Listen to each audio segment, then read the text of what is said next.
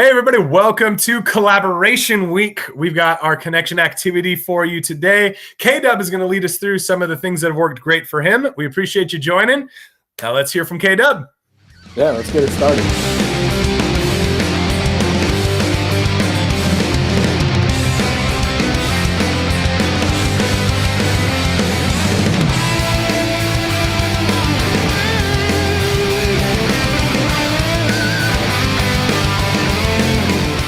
So this week is Collaboration Week, and rather than giving you guys a connection activity that is like interactive thing that you would do with your students or collect from your peers, we've all been in staff meetings where there's time to connect, and I think doing something where people have an opportunity to just check in about how their day was or something like that. I think doing that really organically is usually more successful. So I'm not going, at least in my experience and how I feel about those things.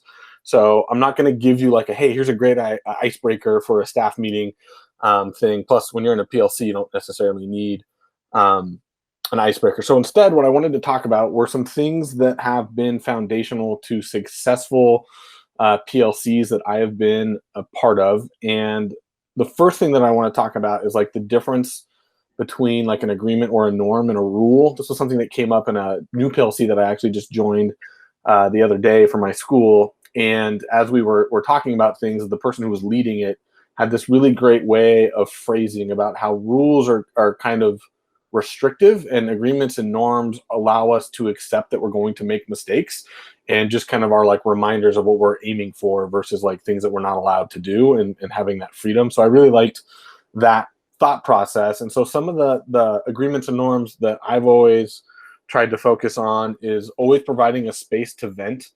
And something that I've evolved in as it relates to having space to vent is on my coaching staff. I used to have a rule. We had a couple of things that we would always talk about for how we were going to work together.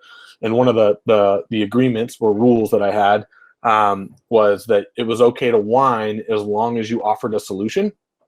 And as I've done more learning about social emotional things and worked on those things a little bit more, got more insight from my wife who works in the counseling realm, I've realized that it's actually okay to just not solve things, right? Like it's okay to just sit with that discomfort and accept that like, hey, there's this really annoying thing that we don't have any control over. It's okay to vent about that and then move on. I do think it's still important to move on and like get the work done. Like we can't just spend the whole time venting, but I think providing that space is important because it allows people to acknowledge like what's happening in part of their brain. An example of what happens when you don't do this, we just had a staff meeting last week or this week at our school, and we just got an announcement from our district that they want us to go back to hybrid learning on April 12th. They didn't tell us what that was going to look like. They didn't tell us like what the schedule was going to be. Just, hey, we're going to go back to high school hybrid instruction on April 12th. And so that happened like 2 hours before our staff meeting. So all of the teachers were wondering and thinking about that, and it never got addressed in the staff meeting. And so we were not very productive because people were frustrated that wasn't even acknowledged. So I think always providing that space is really important.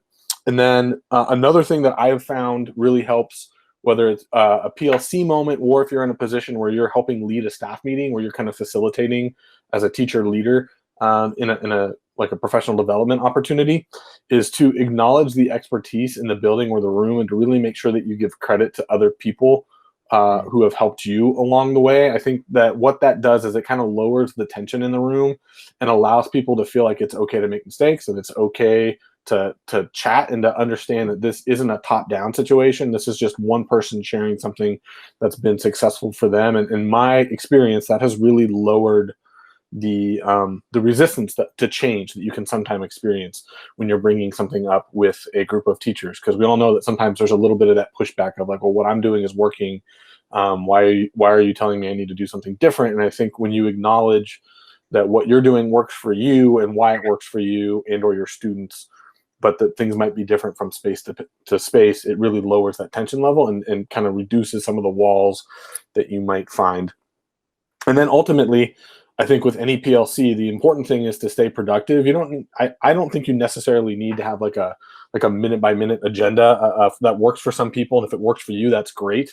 but I do think it's really important to be productive. I'm a huge believer in the phrase that people don't hate meetings, they hate bad meetings, right? So like if you can keep a meet, like I feel really good about walking out of a meeting where I feel like we accomplished something, right? Like either, hey, we got that lesson planned, or we figured out a way to intervene for this particular student, or we have a new idea for what our school is going to do regarding equity moving forward, whatever that is. Like if there's something tangible that I can walk out of there with thinking that we check something off the list, then I'm going to feel pretty good about the meeting. When I don't feel good about a meeting, and I think this is the same for most people, it's when you feel like it could have been an email. Right, especially in this day and age where meetings are happening on Zoom, and a lot of us are kind of hitting our own walls with however long we've been involved with dealing with the pandemic and being on Zoom meetings all the time.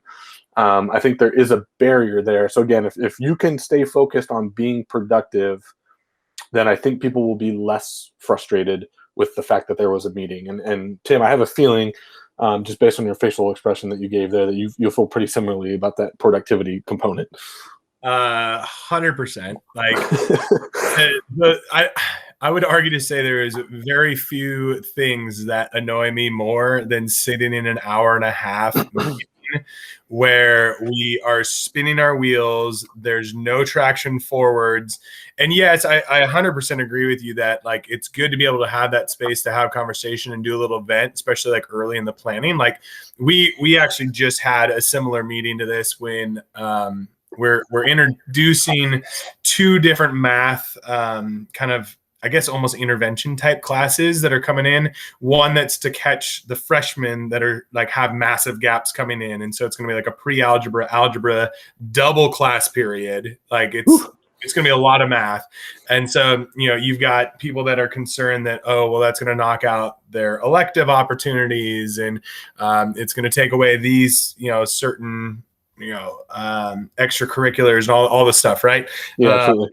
There's obviously like a trickle down effect to it, but by the time we were done with that hour and a half meeting, like it didn't feel like we accomplished anything. And I was like, this, and we didn't even like circle back to like the big ideas that we talk about in here all the time of like, oh, well, you know, kids are going to feel stupid if they're in this recovery group. And like, they're like, oh no, you got to sell it. Like, it's not a stupid thing. And, you know, can we just like for a moment be real and say every single math class needs to be sold like as an exciting experience? Like all learning really should be an exciting experience.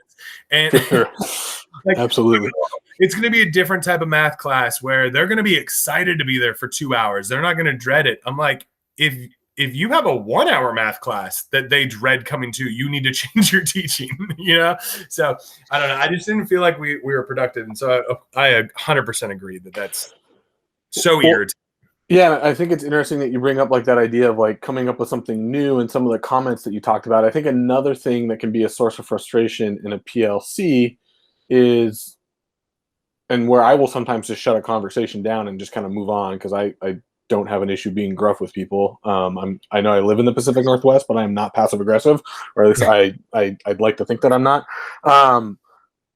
Like if we're not having a student-centered conversation, like I will just put a line in the sand and be like, hey, we are talking about things that are not important to the students right now. And there are things that are important to the adults that then impact the students, right? Like if you're not feeling like your administration appreciates you, or if you're not feeling like you're being given the space to work in your classroom in a way that gets you excited and allowing you to do the things that are going to, like where that energy is going to transfer to the students, those things are valid. They're very much worthy of being brought up and being focused on.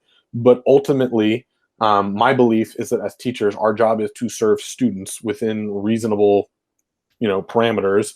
I'm not going to wake up at midnight and go take a kid somewhere because they need something, because that would be unprofessional. But and that's like there's a boundary to things. But like ultimately, that's our job, right? The name of the game is to serve student needs, and so that will be the one thing where I will actually stop a conversation to be like, "Whoa, guys! Like we are talking about something that has zero impact on our students, and/or is going to actively harm our students because we're worried about ourselves, and that's a non-starter for me." So it's interesting because I feel like those two things, the non-productivity and the not talking about student needs are often very closely connected in my experience, right? Like it's usually when we get caught not being productive, it's because we're talking about things that don't really actually help students. Well, and I think the flip flop to that, to come back to like why your connection activity and what we're talking about is so important for the collaboration piece. Like the more we stay like kind of on task, the more that we are student focused, I think the more that each teacher lights up and shares and contributes and collaborates. And they start to be like, oh yeah, like I was in Carico's class and I love the way that they connect with, their kid in this way. Like it's amazing that they still have 4 or 5 kids showing up on a Google Meet, even though we're in person, they're coming and getting this extra help and trying to get creative. And so then you're starting to, give credit to other people and like all those things you're talking about come true. So when we can stay on task, I think that collaboration also like skyrockets. One of the other things I wrote down here that cracked me up was you were talking about the minute-to-minute agenda. And I remember the first year you and I were coaching, and we would get our daily agendas with 5-minute blocks of what we were doing throughout the entire practice. So I was like, Dave, I would love to see your like PLC agenda. And if it's got like 5-minute blocks like that. But, not quite. I will admit that my practices are more, the details in the planning are a little bit more specific, more regimented than they are in a PLC. But I think, right, like different space, different expectations. And I think that's one of the things that I've been trying to learn is, right, like not everything has to be planned out like that. Where like I used to have agendas where it literally did say like, okay, we're going to do our icebreaker for 10 minutes. And then we're going to do the next thing for 15 minutes. And now I've gotten much better at just saying like, these are the 3 things that we need to have happen. And to your point about like how to set the stage, I do have one, like, I guess we can call it a connection activity that I found successful is when you're starting something new, like what you were just talking about, what I found to be really helpful to allow people to air their grievances or to acknowledge the uncontrollables or whatever without getting stuck on them and having a whole 2-hour meeting be about the things that aren't going to solve anything. Is to like have everyone just start out by saying, okay, what's one thing that you're concerned about with the work that we're going to be doing? And then what's one thing that you're excited about? And that helps like allow people to give air to what their things are, gives you an opportunity to acknowledge that they're important and maybe put them in, we hear that term like the parking lot was a thing that I remember at North Shore all the time, right? There would be a little space on the whiteboard where they would like drop things in on things. So like, you can put those things there and maybe come back to them at a later point, but that is a pretty decent strategy that I have found. I've seen it used a couple times and then I've used it a couple times since then that does allow for that balance of let's be productive and let's acknowledge the things that are frustrating about her job. Because to pretend that there's things that aren't frustrating would be pretending, and that's not helpful.